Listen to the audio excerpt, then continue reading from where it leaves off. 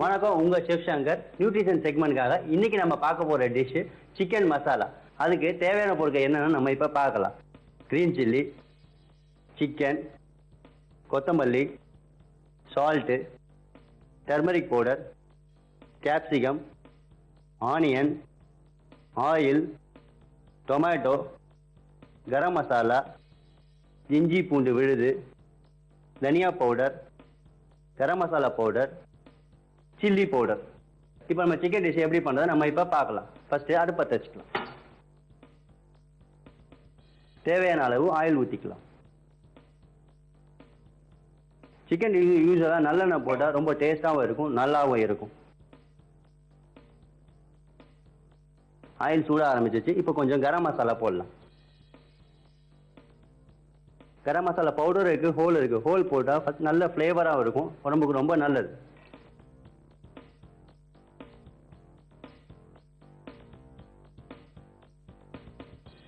கரம் மசாலா எப்பவுமே குக் பண்ணும்போது ஸ்லோ ஃபயரில் வச்சு குக் பண்ணுங்க. ஏன்னா இது பேர்ன் ஆயிடுச்சுன்னா டோட்டல் சிக்கன் டிஷ்ஷு அது ஸ்பாயில் பண்ணிடும்.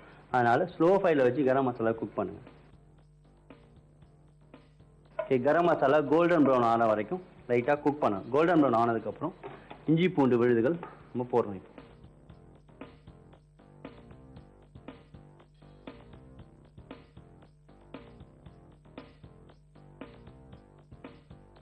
இஞ்சி பூண்டு நம்ம குக் பண்ணும்போது ஸ்லோ ஃபயரில் வச்சு குக் பண்ணீங்கன்னா பேர்ன் ஆகாது, டேஸ்ட்டும் நல்லா இருக்கும். கோல்டன் ப்ரௌனில் குக் ஆகணும் அது.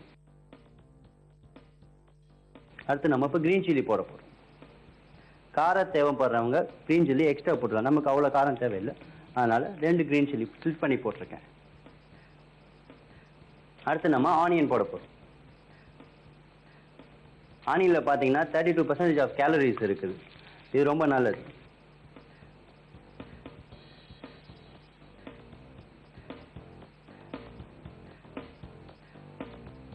ஆனியன் இப்போ கோல்டன் ப்ரௌன் ஆக ஆரம்பிச்சிருச்சு. இப்போ நம்ம அடுத்து டொமேட்டோ போட போகிறோம்.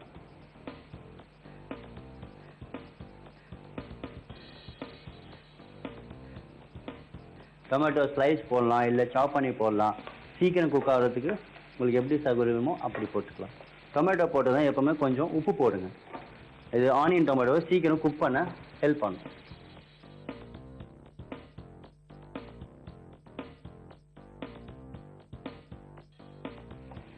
டொமேட்டோ இப்போ குக் ஆரம்பிச்சு. இப்போ மசாலா பவுடர்லாம் நம்ம இப்போ போடலாம்.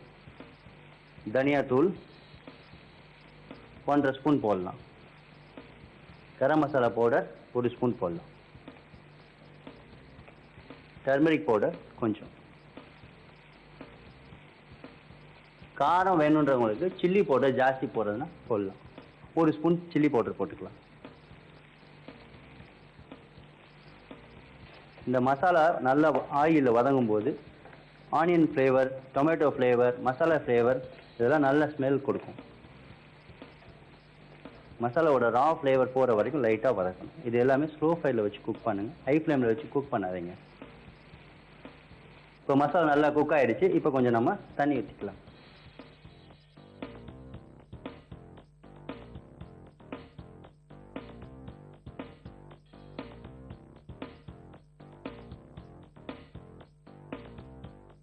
தேவையான அளவு நம்ம இப்போ உப்பு போட்டுக்கலாம். ஆல்ரெடி கொஞ்சம் உப்பு போட்டுக்கிறதுனால கம்மியாக போட்டால் போதும்.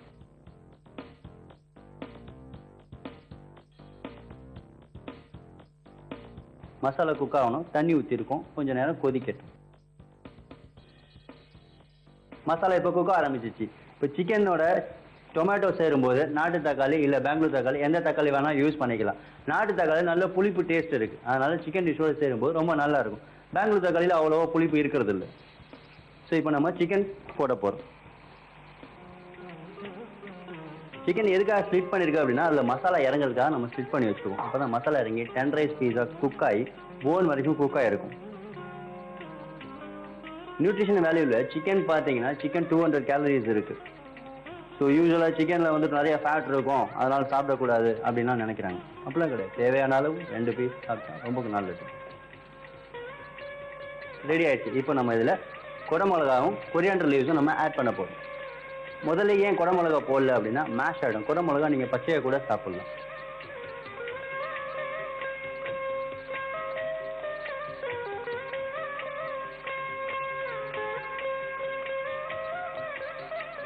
சிக்கன் மசாலா ரெடி ஆச்சு. இது இப்போ நம்ம சர்விங் பிளேட்டில் சர்வ் பண்ணலாம்.